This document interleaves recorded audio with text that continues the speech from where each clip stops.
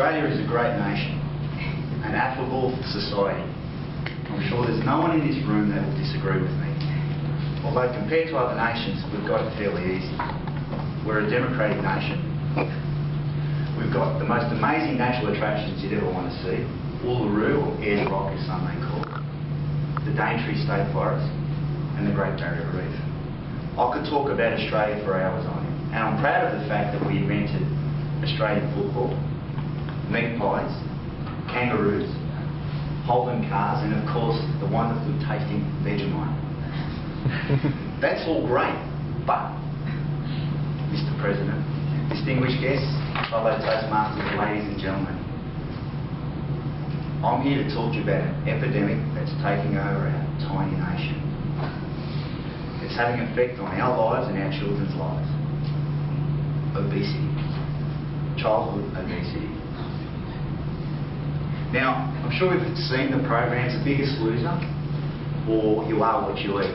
For those of you that haven't seen it, The Biggest Loser gets a lot of large people, puts them together and they compete against each other to lose weight, hopefully have a better lifestyle. They're doing it for money. Are they doing it for themselves or are they doing it for money? You are what you eat. 7 days worth of food on the table right there in front of you. That's what you eat. You are that. Now I look at that and I think to myself, that's an American thing. That has absolutely no relevance with Australia whatsoever. And I'm wrong. I'm totally wrong. Australia is ranked 6th in obesity in the world.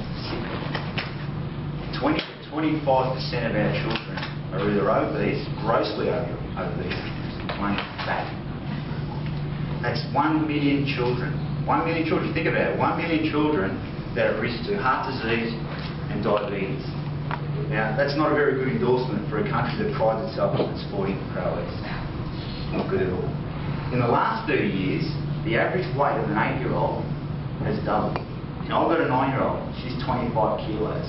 So that's saying 1 million of her friends in Australia are 50 kilos. Think about it. Why? Why, you ask? Let's take a trip back down memory lane.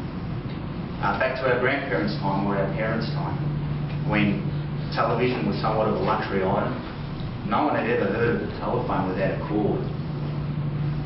Computers, what were they? iPhones, iTouches, games that you could play online. No one ever heard of that. No one ever heard of that television. Or games that you could play on television. Game Boys, Nintendos. No one ever heard about it. I never did. So people used to say, what did they used to do? What did they do in those times? Well, they say, our parents, our grandparents would say, well, we were smarter because we used to study. I didn't.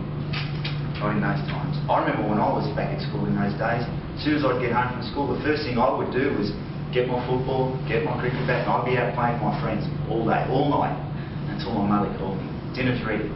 Come inside. Now, technology has brought us out of the dark ages, but in some aspects I believe it's failed us. It's failed us in the way that we're missing certain items in school. Compulsory sports classes is one. Sport is much a part of the Australian way of life. Grab an MP3 player, go for a walk. Get your friends, have a game of basketball, netball, cricket set, go on the beach. Playing anything, just doing sport. It's a vital cog in helping us maintain a healthy lifestyle. Sport at school would be a great contributing factor to eliminate the problem of obesity. Not only is it a fun way to meet friends, but you learn hand-eye coordination with the ball game as an example. Motor neuron skills, development skills, wonderful way to teach sportsmanship as well. Sportsmanship that you don't see at schools today. Kids are always in a rush and arguing about things. That's mine, that's hers, give it back to me. In a rush at the canteen at lunchtime just to get the fastest route to food. That wouldn't be like that here. So sport is a necessity in our lives. Why do kids think that? Kids are always looking for excuses. Kids are always saying, nah, it's too hot, it's boring, I don't want to do this. Well, wake up, Australia. You've got to do something about it. Give us a reason to do sport in schools. If we don't, can you imagine what will happen? Now, take your children as an example, depending whether they're in an affable mood or not. Would they rather go play computer games, or would they rather go out and play some sport in the streets? So work it out. They're your kids. What are they going to do? Exercise their fingers or exercise their feet? I think we all know the answer. They'd rather stay inside and exercise their fingers, chat to their friends online. So in summary, just want to reiterate some of those important factors. 1 million Australian children are overweight. We're more risk to heart disease and diabetes than any other time in our history. And the average of 8-year-olds' weight has doubled. So what's the message? Come on, Australia, do something about it. Help our children have a happier, better lifestyle in schools. Thank you.